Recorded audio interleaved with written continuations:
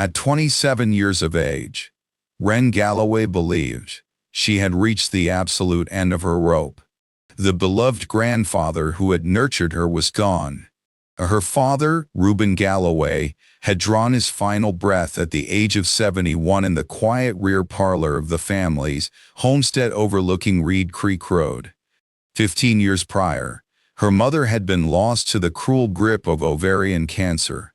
Her elder sister, Sterling, swept out of the courthouse in Independence holding the rights to a staggering $11.5 million. Her haul included the sprawling Galloway estate along Reed Creek Road, the valuable Wells Fargo investment portfolios managed in Charlotte, the coastal retreat at Hatteras Beach, and the dense forest lands of the Smoky Mountains rising high above Newfound Gap. Ruben, by contrast, was left with nothing but the old gristmill nestled at the bend where Big Reed Island Creek merges with the waters of the New River in Grayson County, Virginia. To anyone else, the structure was a write-off, a decaying, timber-framed skeleton and rotting away on the banks of an obscure Appalachian stream. Its grinding stones were fractured, the great wooden water well was half devoured by decay, and the silver-gray chestnut siding hung loose against the elements. Yet a mere 3 weeks later, Ruben pried loose a single broad plank of chestnut wood from the center of the mill's work floor. Before the month had concluded, the Smithsonian National Museum of American History had electronically transferred $6,800,000 into her account. For beneath those floorboards lay a closely guarded secret spanning for generations, a legacy hidden from the world outside the Galloway gristmill for nearly a century. This silent history revealed that her great-grandfather, Reed Galloway, was a clandestine miller. During the darkest epochs of the Great Depression, he had secretly ground grain to keep 47 families in Grayson County from starving. As the funds cleared, Ruben finally understood that her father had bestowed upon her the only inheritance of true worth. As we unfold this remarkable journey, we invite you to subscribe and share in the comments section where you are watching from. We are always inspired to see how far these narratives travel. And Galloway, who had entered the world in 1976, was 27 years old on the overcast February morning when the family's legal representative read her father's final wishes. The setting was a cozy wood-paneled conference room on Main Street in Independence, Virginia. Ruben sat at the far end of the long oak table dressed in a simple black gown, an oatmeal-colored cable knit sweater, and a faded brown corduroy jacket with weathered brass snaps. Directly opposite sat her sister, Sterling Galloway Carrington, a 35-year-old commercial real estate mogul from Charlotte, who had flown into Roanoke the previous afternoon and rented a dark, gray Audi wagon. Beside Sterling sat her husband of 7 years, Caldwell Carrington, a private equity executive who remained utterly absorbed in the screen of his mobile device. Sterling had maintained a cold silence toward Ruben since the day of the funeral.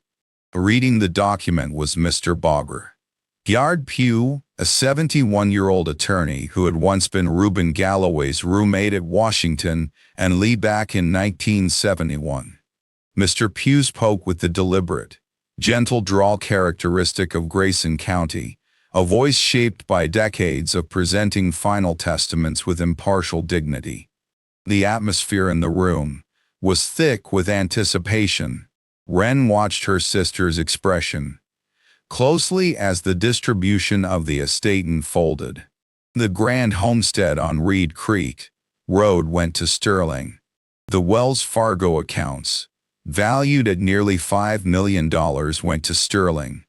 The beach house at Hatteras, the mountain timberlands near Newfound Gap, the heirloom silver, the vintage Stickley furniture, and even the Audi wagon, all of it was signed over to Sterling. While Sterling cross-referenced the items on her checklist and called well-calculated figures on his secondary screen, Sterling offered a smug smile. Then Mr. Pugh turned the page to read the final, modest provision. To his younger daughter, Leah Galloway, Ruben bequeathed the small 1.40-acre plot situated where Big Reed Island Creek joins the New River. This included the historic 1898 Galloway gristmill, its water well assembly, the genuine French pure stones, and all the relics housed within. Mr. Pugh paused, sliding his reading glasses, often folding his hands over the papers. Sterling let out a sharp, derisive laugh. He gave her the mill? She scoffed. Dad left her the collapsing pile of rotting timber by the creek. Caldwell finally set his phone down, noting that the county had condemned the structure years ago, and the Historical Society's meager offer wouldn't even cover the cost of clearing the lot. Sterling glanced at her luxury watch and offered a parting taunt. "Congratulations, Wren. The mill is all yours." Mr. Pugh, however, remained silent. He looked directly at Wren, his eyes conveying a silent understanding, like a man who had waited years to witness the unfolding of a long-delayed truth. In the quiet legal chambers of Independence, Virginia, Mr. Pugh lowered his reading glasses and shut the final testament, reciting the names of the witnesses. Caldwell Carrington watched in silence as Wren Galloway signed her acceptance, followed by her sister Sterling Galloway. In just 36 minutes, the legacy was officially transferred. Yet there was a history resting at that polished table that remained hidden from Sterling 8 Ruth, known only to Mr. Pugh. From the tender age of 4, Wren Galloway had virtually grown up inside the ancient timber walls of the grist mill on Reed Creek Road. Her grandfather, Tobias Galloway, affectionately called Toby, had carried her on his shoulders every Saturday morning and through the long golden afternoons of her childhood summers. On that worn chestnut milling platform, he passed down the sacred handcrafted art of Appalachian stone grinding, teaching her the very techniques he had learned from his own father, Tobias Sr., and from the family patriarch, Reed Galloway, in his final years. For Wren, this sanctuary of dust and water well was the only place in the entire Galloway estate where she felt a deep, unwavering sense of belonging. Sterling, born in 1976 and 8 years, Wren Sr., had spent her youth away at boarding school in Richmond, later moving to Charlotte. She detested the earthy aroma of freshly ground flour and the rhythmic vibration of the wooden water well. By the time she turned 12, she had abandoned the creek entirely. To Sterling, the mill was nothing more than an old man's dusty relic. When Toby passed away during Wren's 19th year, her father padlocked the heavy doors, leaving the machinery to gather dust. Grief had long shadowed the family. Wren's mother had succumbed to cancer in 1970, one after a grueling 18-month battle that stripped the Galloway home of all warmth, leaving only the clinical hum of medical equipment in the back room.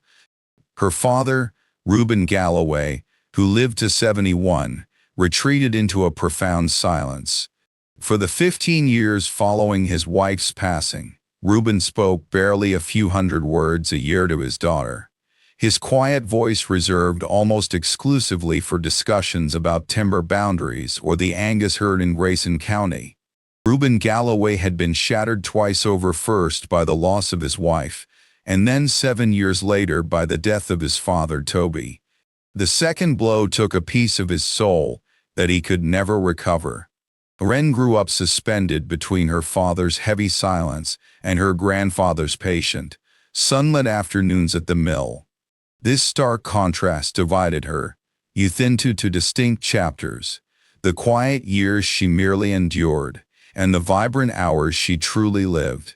Toby had presided over the mill on Reed Creek Road for over half a century, carrying on a legacy that stretched back for generations to Reed Galloway. Born to a Scots-Irish family that had cultivated the soil of Grayson County since the late 18th century, Reed had spent 7 years learning his craft at the Trotter Brothers Mill. In the autumn of 1898, At 29, he journeyed down the New River Road. Lashed to his wagon was a prized French beer stone, shipped by rail from the coast. With $90 in cash, he purchased a small parcel of land at the creek's bend and erected the timber-framed mill himself, laying the slate roof piece by piece and securing the hand-hewn chestnut beams. At the heart of the structure, he set the imported stone over a massive wheel of heart pine and iron. The very first yield to Cross Reed's counter in November of 1898 was a 12-pound sack of hickory king cornmeal, ground for a local farmer's wife. From that moment on, the mill served the agricultural community of Southwest Virginia without interruption. By age 4, Wren could balance a half bushel of grain on the scales with perfect accuracy. Under Toby's guidance, she mastered the differences between corn, wheat, rye, and buckwheat brought in by the local farmers. She learned the importance of slow, low-temperature stone milling, a traditional method that preserved the grain's natural nutrients and oils, far superior to modern steel rollers. Toby also entrusted her with the family's collection of heritage seeds, which Reed had begun gathering in 1898 from remote Appalachian homesteads. By age 6, Wren was adjusting the brass dressing tools on the stones, and by 8, she was independently processing autumn orders for dozens of Grayson County families, weighing and labeling each sack in her neat, schoolgirl print. Toby would watch her, gently reminding her to move slowly, whispering that the stone was patient, and she must be too. She proved her mastery one Saturday in her youth, running the entire operation alone while Toby watched silently from the office, her heart swelling with pride. Yet, he also taught her the cost of haste, the high feed scorch. If the grain was fed too quickly, the friction would heat the stone past 110 degrees, ruining the delicate cornmeal. It would smell fine at first, but within weeks, the oils would spoil, stripping the hickory king corn of its sweetness. Holding the roux and grain up to the lantern light, Toby would show her the silent consequence of rushing the wheel. For the first 7 days, the ground corn will yield a pleasant fragrance. But by the second week, the unique ancestral quality will vanish from the buyer's cornbread. That roux and flavor can never be restored. Do you comprehend the gravity of what is being lost? Ruben Galloway had nodded in quiet agreement. She was only 11 years old that autumn. From that day forward, she processed every batch of grain at the deliberate and hurried speed that Sterling Galloway had established back in 1971, ensuring the traditional essence remained preserved within the flour. Never again did she allow an overheated, ruined batch of grain to be delivered back up Reed Creek Road to any family, relying on the Galloway mill. Sterling Galloway instructed her on how to decipher the condition of the millstone using only her fingertips. The imported French Bure stone, dating back to 1898, had been meticulously sharp and every 6 weeks for generations by Reed Galloway, Ruben Galloway, Sterling Galloway, and now by Ruben Galloway. Its outward radiating grooves were carved by hand, preserving the exact geometric pattern Reed Galloway had mastered during his early apprenticeship. A skilled traditional artist incapable of reading the stone, with her touch could feel across the dressed quartz to identify which specific grooves were growing faint and would require carving during the subsequent maintenance. Place your open hand flat against the quartz, little Ruben Galloway, not over the center hole, but upon the grinding face.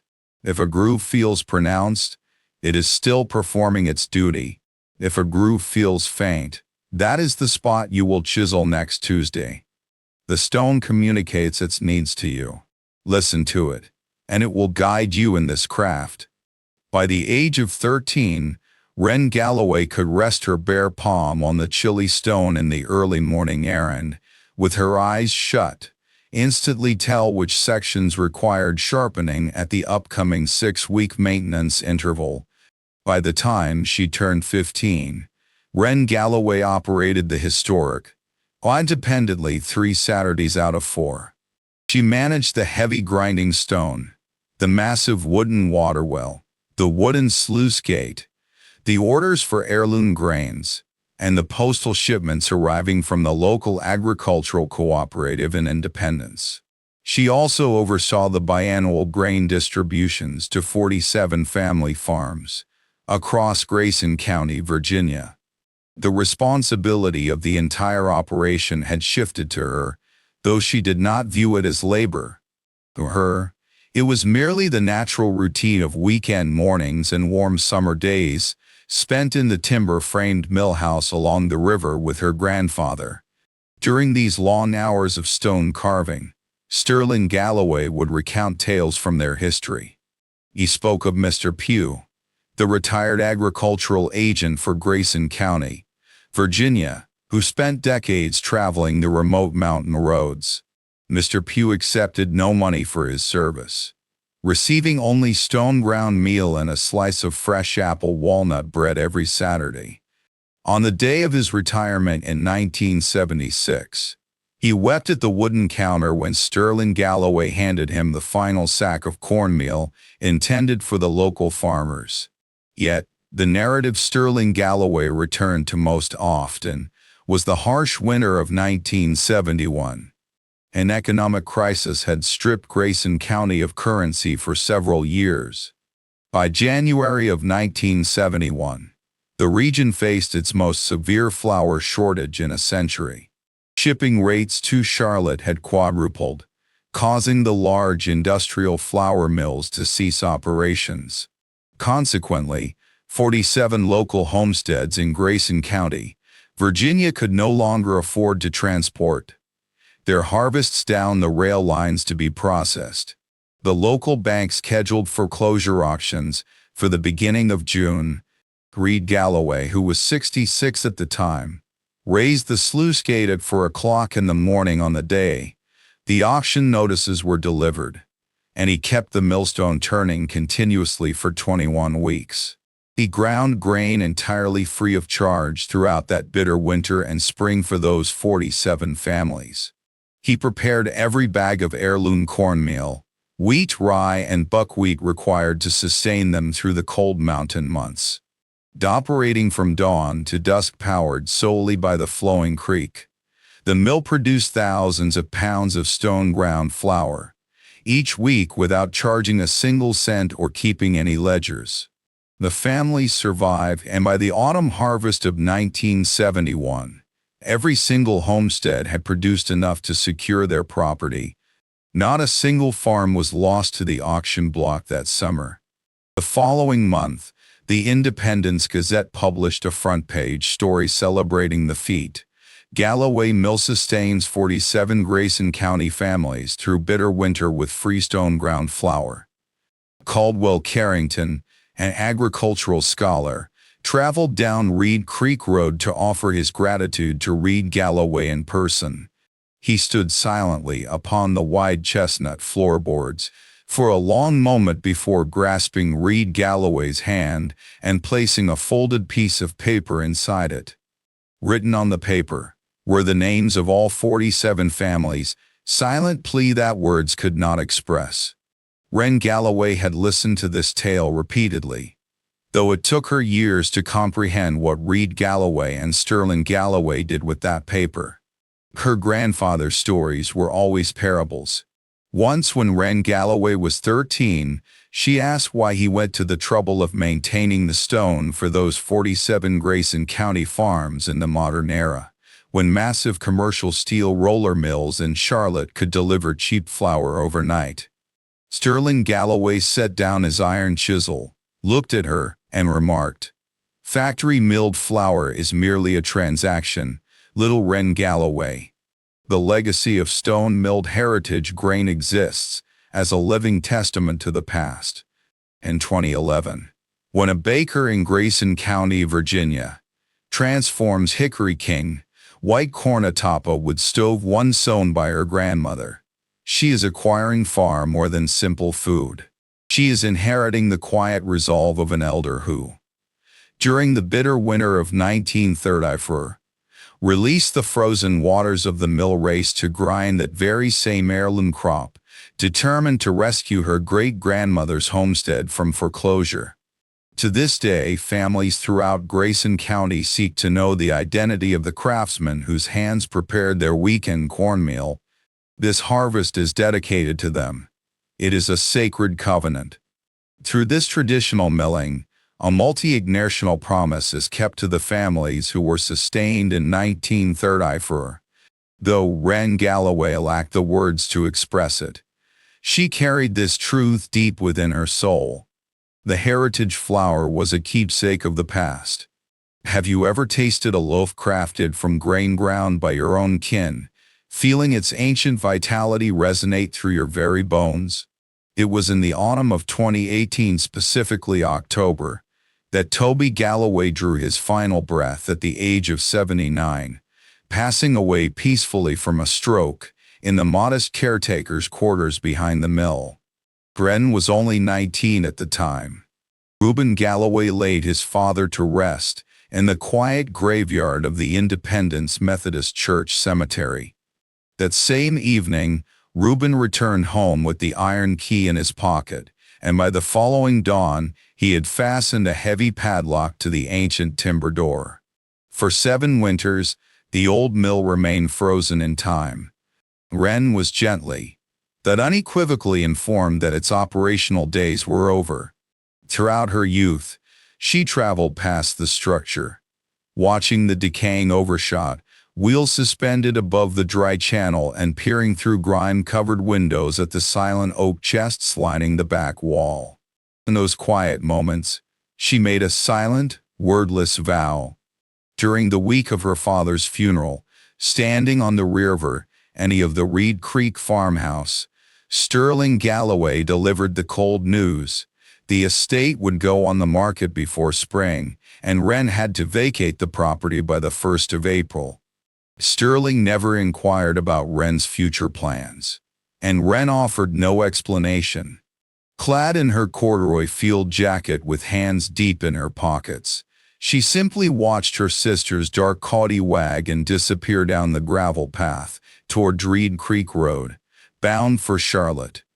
On the Wednesday following the reading of the will, Ren traveled down Reed Creek Road behind the wheel of her 1989 Chevrolet Astana truck. She had purchased independently for $1,650 in cash from Caldwell Carrington, a retired logger outside Galax.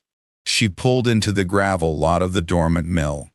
It had been 7 long years since she last stepped inside, having previously only stared at the locked entrance where the brass key once hung on a leather strap before Ruben removed it. The key was now in her possession, delivered to her by Mr. Bora RDPU in a red wax-sealed envelope following the legal proceedings. She had kept it close in her jacket pocket, only breaking the wax seal that very morning at her kitchen table as the winter dawn broke. Walking across the icy gravel in the cold February dawn, she approached the entrance. She inserted the brass key into the padlock, feeling the mechanism release. Removing the lock, she pushed the heavy door open, its hinges groaning softly against the chestnut frame. The sanctuary remained intact. The French law for Suze J. O.U.R. stones sat undisturbed at the heart of the room. Toby's brass dressing tool hung precisely where he had left it in October of 2018. The hopper, the chute, the weighing scales, and the massive water well visible through the rear pane were all preserved.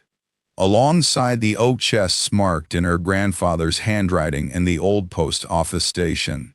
The air was thick with the scent of aged cornmeal, buckwheat, and cold mountain water rising from the stone foundation. Removing her boots, Ren walked barefoot across the golden chestnut floor.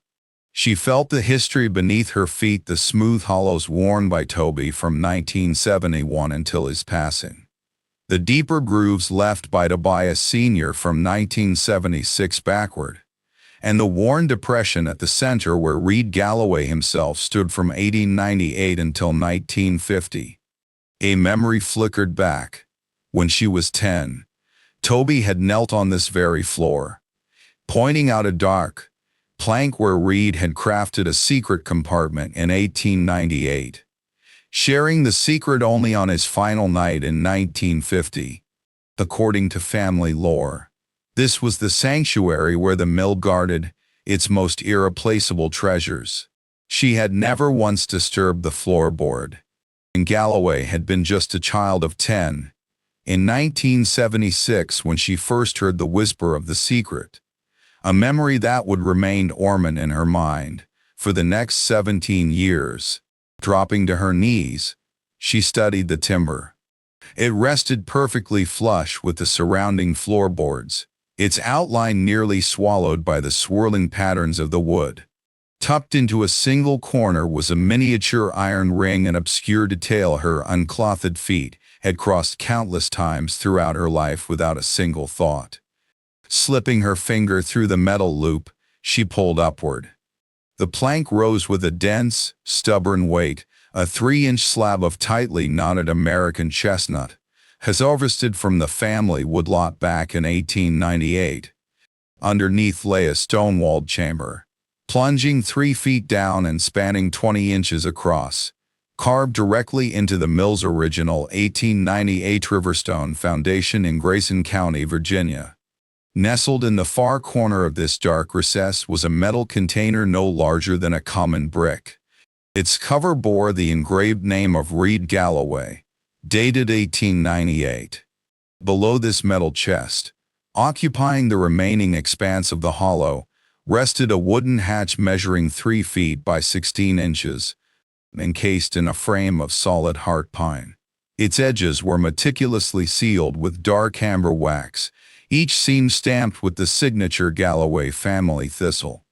Using both hands, she hoisted the tin box from the depths, placing it upon the weathered floorboards in the soft, winter light of February.